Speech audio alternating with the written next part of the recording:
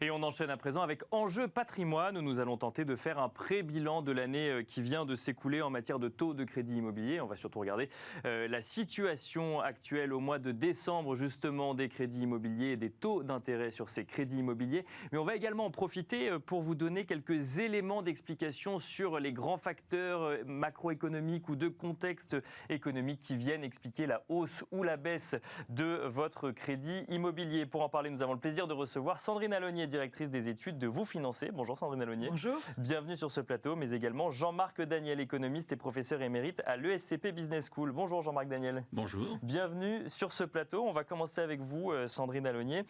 Quelle tendance pour les taux d'intérêt de crédit immobilier en cette fin d'année? Je regardais pour préparer cette émission. Alors il y a un observatoire Crédit Logement CSA qui constatait que le taux n'avait pas bougé sur le troisième trimestre de l'année. Là, on est plus sur la fin de l'année et la fin du quatrième trimestre. Ça commence à bouger un petit peu. C'est ce que vous constatez en tout cas chez Vous Financer. Oui, tout à fait. On a eu quelques premières remontées de taux de crédit au mois d'octobre, mais plutôt isolées, qui se sont généralisées au mois de novembre, où 60% des banques ont remonté leurs taux. D'accord. Et là, sur le mois de décembre, il y a un peu une accalmie. Quelques banques ont baissé leurs taux, mais c'était celles qui les avaient beaucoup remontés. D'autres ont continué à les faire remonter. Bon, globalement, on a quand même sur la fin de l'année une légère remontée des taux, qui peut être assez classique en fin d'année, puisque les banques ont finalisé leurs objectifs de production de crédit. Du coup, elles veulent un peu juguler les flux. Mais quand même, on sent qu'il y a des petites tensions et qu'on pourrait avoir quand même une remontée sur le début de l'année 2022 qui pourrait se poursuivre. Et quand on dit remontée, on parle d'une remontée de combien en moyenne? Là, c'est des remontées entre 0,10, 0,25, donc à peu près un quart de point. Mais toutes ces remontées affichées ne sont pas forcément appliquées. Évidemment, pour les meilleurs clients, les banques continuent à se battre pour les capter. Du coup, elles n'appliquent pas forcément ces remontées. Donc, ça risque de pénaliser plutôt les emprunteurs avec les faibles revenus, avec un peu moins d'apport. C'est eux qui vont être les premiers pénalisés. Donc, remontée sur quoi? Sur novembre, ou en tout cas novembre ou décembre pour ceux qui ne l'avaient pas fait en novembre, mais une année 2021 qui, au global, restera sur des niveaux de taux d'intérêt de crédit immobilier bas? Oui, tout à fait. Là, vraiment, en 2021, c'est là qu'on a explosé tous les records, si je puis dire, avec des taux qui étaient à moins de 1% sur toutes les durées. Donc, on a vraiment crevé les planchers qu'on connaissait. D'accord. Donc, forcément, c'est normal aussi qu'il y ait une petite remontée. On ne peut pas continuer comme ça à prêter à moins de 1%. D'ailleurs, on a vu l'impact que ça a eu. C'est que ça a quand même conduit à des tensions sur le marché de l'immobilier avec des remontées de prix, y compris dans les villes moyennes. Et résultat, on a eu un marché ultra dynamique, boosté par ces taux bas. Et on va aussi battre tous les records avec plus d'1,2 million de transactions sur l'année et 270 milliards de production de crédit. C'est du jamais vu. Alors, on y reviendra. Je reviens juste avant sur ce que vous nous avez dit sur cette augmentation de taux en fin d'année. Vous nous dites c'est parce que les banques, finalement, ont déjà atteint leurs objectifs qu'elles remontent un petit peu les taux. C'est vrai qu'on peut se poser la question de ce taux de crédit, ce taux d'intérêt de crédit immobilier. On comprend aujourd'hui qu'il est avantageux pour ceux qui veulent emprunter, alors sous réserve d'avoir le bon profil et effectivement on pourra y revenir également. Mais on a du mal à comprendre comment il est construit. Donc en fait, la banque peut décider de le remonter pour limiter le nombre de crédits, par exemple, qu'elle veut réaliser sur l'année 2021 et les orienter plus vers 2022, par exemple? Oui, tout à fait, parce qu'il y a une très forte élasticité entre la demande de crédit et le taux. Dès lors que les taux baissent, on voit que la demande remonte. Il y a des demandes aussi de renégociation de prêts. Il y a aussi un effet d'aubaine pour des investisseurs, par exemple. Donc c'est vrai que les taux bas boostent la demande et les banques peuvent piloter leurs taux. Elles ont aussi des comités financiers qui vont décider du niveau des taux en fonction de tout l'environnement de marché. Mais ça, je vais laisser l'économiste en parler. Mais ce qui est sûr, c'est que c'est aussi leur politique commerciale qui dicte le niveau des taux. Et comme il y a une très forte concurrence interbancaire, c'est ce qui tire les taux vers le bas. Toutes les banques veulent prêter et aux mêmes emprunteurs. Et du coup, c'est ça qui fait qu'on a des taux qui continuent à baisser. Mais là, sur 2022, on va avoir des paramètres un peu différents qui devraient les conduire à remonter un peu leurs taux parce qu'il faut quand même qu'elles rentabilisent ces crédits qu'elles accordent. Et donc là, on parlera normes HCSF, assurance emprunteur ou autre. Juste avant, Jean-Marc Daniel, sur justement cet environnement de taux bas, ça fait longtemps qu'on entend et qu'on peut entendre dans son entourage, les taux sont bas, c'est le moment d'emprunter. Bon, ça fait maintenant quelques années qu'on commence à entendre ça. Donc on voit effectivement, on entend taux, on va voir sa banque, on voit un taux d'intérêt de crédit immobilier, on se dit tiens, ça doit être ça le taux bas qu'il faut emprunter, mais avec qui nous permettra d'emprunter, mais de manière beaucoup plus générale en matière de contexte macroéconomique. Qu'est-ce qui vient expliquer qu'aujourd'hui, aujourd'hui, on est sur l'année 2021 dans un environnement favorable à l'emprunteur quand il se déplace pour réaliser son crédit immobilier. Oui, il faut bien voir que pour l'emprunteur, ce qui est important, c'est l'attitude de la banque. Et la banque elle-même, elle détermine son attitude en fonction de ce que ça va lui rapporter et de ce que ça lui coûte par ailleurs. Donc le coût, il est déterminé par la politique monétaire, c'est-à-dire par l'attitude des banques centrales et par les taux d'intérêt affichés par la Banque centrale.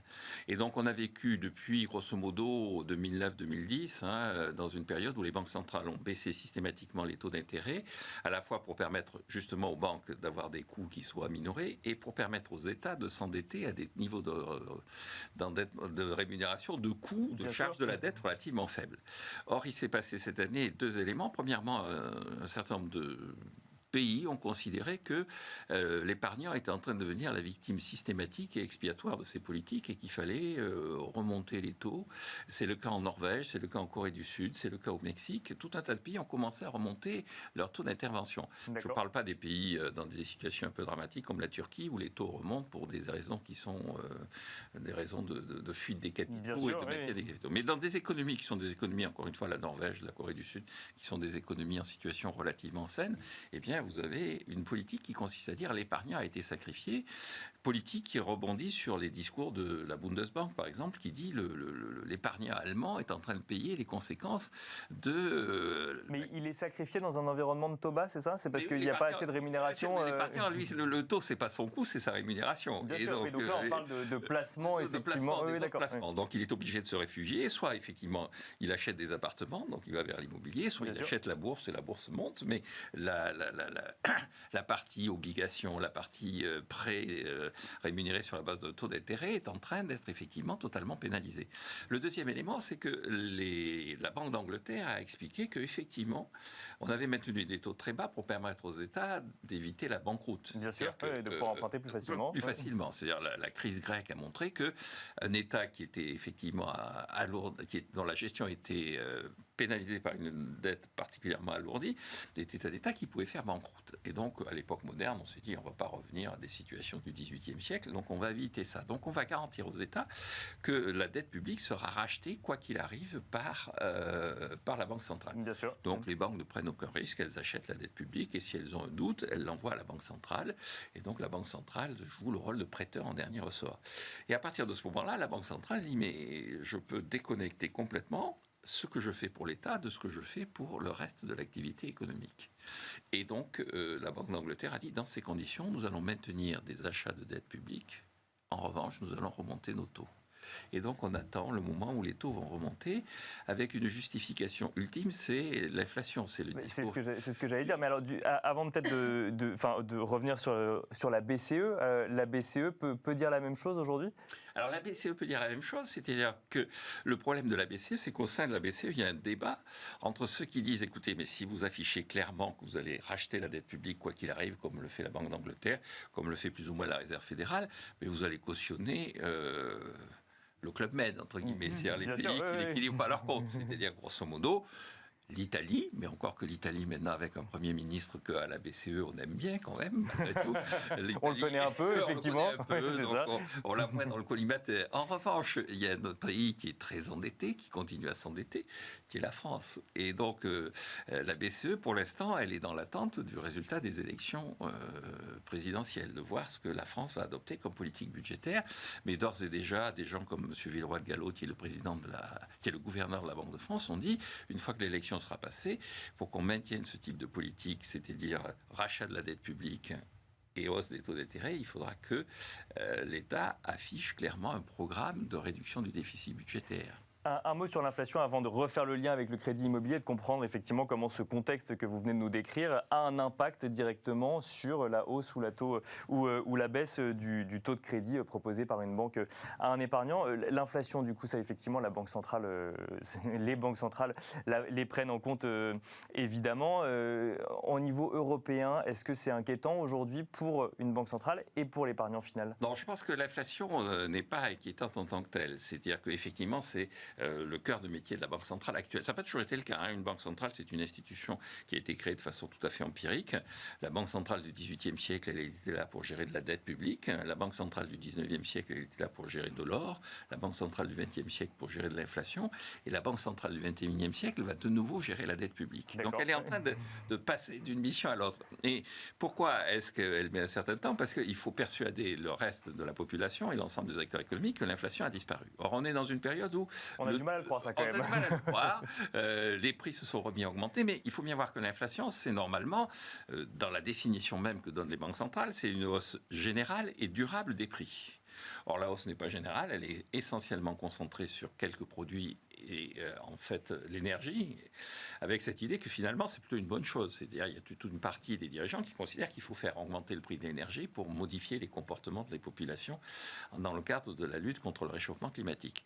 Et durable, on voit déjà des ralentissements qui se font jour. L'OCDE anticipe qu'en 2023, donc on va avoir une année encore en 2022 avec des tensions sur les prix, mais en 2023 on aura 2,5% d'inflation aux États-Unis, ce qui est à peu près la tendance historique. Les 2% en zone euro, ce qui est conforme au mandat de la BCE, et 1% au Japon, ce qui est là aussi dans la norme historique de ce pays. Alors, pour bien comprendre, donc, cette inflation, effectivement, on peut assez facilement la remettre dans un contexte immobilier. C'est une augmentation des prix de l'immobilier. Une hausse éventuelle des taux de la BCE, en quoi ça peut ou non avoir un impact sur le taux d'intérêt de mon crédit immobilier ? Alors, ça peut avoir deux conséquences. La première conséquence, c'est que effectivement, les banques qui se refinancent auprès de la Banque centrale, elles empruntent plus cher, donc elles vont répercuter. Donc, ça va avoir des conséquences en termes de prix. La deuxième chose, c'est que à partir du moment où les taux d'intérêt deviennent plus rémunérateurs, l'épargnant peut changer également d'attitude. C'est-à-dire que là aussi, sur le plan de la théorie économique, il y a ce qu'on appelle les mécanismes d'équivalence ricardienne. Pourquoi est-ce que les gens achètent de l'immobilier? Ils achètent de l'immobilier pour se loger, ce qui paraît assez logique, oui. Mais c'est aussi un placement. Et donc, dans les arbitrages que vont faire les ménages et les investisseurs, il y a effectivement la sécurité du placement. C'est un placement relativement sûr, avec quand même des fluctuations de prix.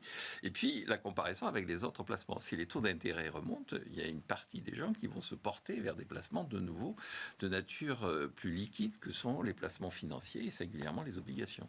Sandrine Allonnier, justement, si on essaye de regarder un petit peu sur 2022, donc il y a effectivement ce contexte macroéconomique sur lequel l'épargnant n'a pas forcément la main, mais qu'il peut suivre. Mais il y a également un contexte juridique ou en tout cas un certain nombre de normes qu'il va falloir prendre en compte. 2022 s'ouvre pour l'investisseur ou l'accédant avec la mise en place de normes HCSF contraignantes, avec un certain nombre de changements aussi vis-à-vis de l'assurance emprunteur et avec ce sujet de l'énergie et notamment de la performance énergétique des biens. Est-ce qu'on rentre dans une année un petit peu plus compliquée pour le choix et l'achat de résidences principales ou secondaires? C'est vrai que là, cette année, on sent que il va y avoir du mouvement, donc et sur les taux des marchés financiers, dans la politique des banques centrales, mais aussi dans des éléments plus structurels sur le marché bancaire. Puisqu'en effet, il y a ces normes du Haut Conseil de stabilité financière de ne pas dépasser 35% d'endettement et 25 ans de durée de prêt qui vont devenir juridiquement contraignantes. C'est-à-dire que les banques pourront se voir appliquer des sanctions financières en cas de non-respect. Et du coup, elles sont bien obligées de provisionner un peu ces éventuelles sanctions. Et c'est pour ça que ça pourrait aussi, du coup, peser sur les taux de crédit. Et on a déjà une banque qui nous a indiqué que pour les dossiers qui ne respectaient pas les normes, donc avec plus de 35% d'endettement, le taux serait augmenté de 0,10 à 0,20. D'accord. Qu'est-ce que c'est un moyen de les limiter ou bien de provisionner justement ces éventuelles sanctions? Il y a également l'assurance emprunteur, où là aussi ça peut bouger puisque les députés ont adopté une loi qui permet de changer à n'importe quel moment durant la durée du prêt son assurance emprunteur. Or, c'est vraiment sur l'assurance de prêt que les banques faisaient de la marge par rapport au taux du crédit qui était très faible. Bien sûr. Et du coup, forcément, si jamais elles peuvent moins gagner sur l'assurance ou qu'au bout d'1 ou 2 ans, l'emprunteur par ailleurs, elles auront moins tendance à faire des taux bas au début, puisqu'il faudra aussi anticiper cette perte de rémunération. Oui. Exactement. Donc là aussi, on pourrait voir quelques tensions sur les taux de crédit. Mais à côté de ça, quand même, je vous l'ai dit tout à l'heure, on a eu une année record en 2021 et en 2022, les banques ont des objectifs de production de crédit très élevés. Et pour les réaliser sur finalement un nombre d'emprunteurs potentiels limitées, puisqu'il faut qu'ils correspondent aux normes du Haut Conseil, eh bien, elles vont continuer quand même à avoir une très forte concurrence interbancaire. Donc au final, on a un peu ces forces qui s'opposent, et du coup, on devrait avoir une remontée plutôt d'un quart de point, ce qui reste quand même très limité. Oui, ça reste un environnement de taux d'intérêt de crédit immobilier relativement bas quand même. Tout à fait, ça restera plus bas que ce qu'on a connu il y a 2 ans, plus bas que ce qu'on a connu en 2016, on empruntait à 2,5. Donc même si on remonte à 1,30% pour des taux sur 20 ans, si on emprunte 200 000 euros sur 20 ans, ça fait 22 euros de plus par mois de mensualité. Donc c'est pas de nature non plus à décourager la demande. Bien sûr. Donc il faudra voir en effet tout l'environnement économique, et l'une des questions, ça va être aussi la rénovation énergétique, puisqu'il va falloir prendre ça en compte quand on achète un logement déjà à un prix élevé, de l'enveloppe supplémentaire de travaux à prévoir si on veut le louer, si on veut avoir un bon DPE.